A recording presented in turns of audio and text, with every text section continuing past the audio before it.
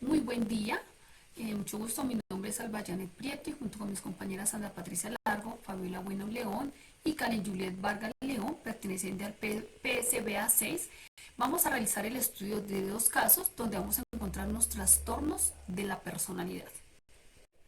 En el primer caso, vamos a ver algunas características sobre una persona que tiene 24 años, donde tiene algunas características relacionadas en cuanto a la parte social y en cuanto a su parte sexual también. Aquí les estamos presentando el primer casito y vamos a hablar más adelante de algunos síntomas que presenta esta persona. Aquí tenemos a Marco, es una persona de 24 años, soltero, él vive solo, labora como empleado, él labora desde los 18 años con un tío que le dio trabajo y desde hace 2 años viene presentando algunos síntomas que vamos a continuar, vamos a nombrar a continuación. Es el tercero de tres hijos, sus dos hermanos fueron muy exitosos en cuanto a la parte educativa y profesional.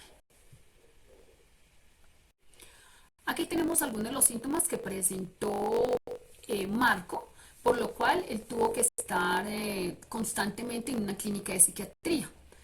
Él empezó a presentar tensión y una dificultad para relajarse, una preocupación constante, no podía conciliar bien el sueño, que es lo que conocemos como el insomnio, tenía todo el tiempo presentó sentimientos de inferioridad y era una persona aprensiva, una persona que tenía miedo de bastantes cosas, vivía como muy alerta y relaciona más que todo con su parte de salud.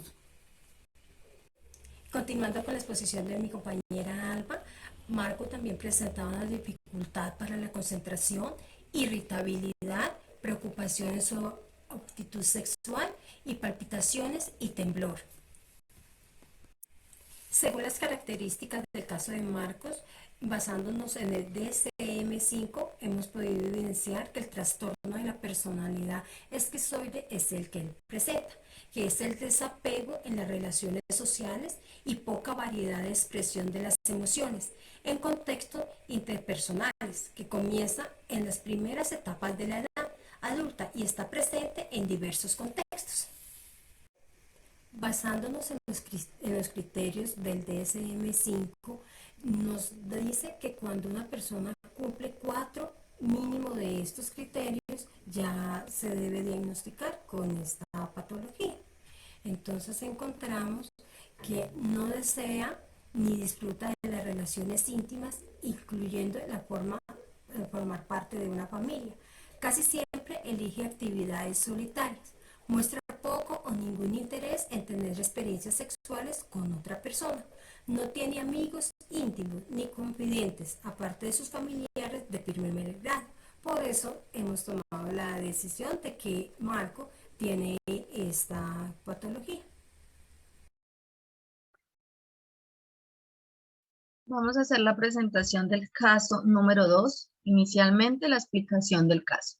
Paciente de 17 años, no asiste a la escuela secundaria. Esta paciente sufrió durante medio año un marcado temor a ser el foco de atención y miedo a comportarse de forma embarazosa. Evita situaciones donde ella temía que eso pasara. En las situaciones temidas sufría síntomas de ansiedad, tal como palpitaciones, mareo, temblor y miedo a una emisión involuntaria. Estos síntomas son característicos de ataques de pánico. La paciente se sentía desesperada y por sus síntomas y reconocía que sus temores no eran razonables. Todos estos síntomas se encuentran bien en el diagnóstico del trastorno de ansiedad social, fobia, donde presentamos criterios como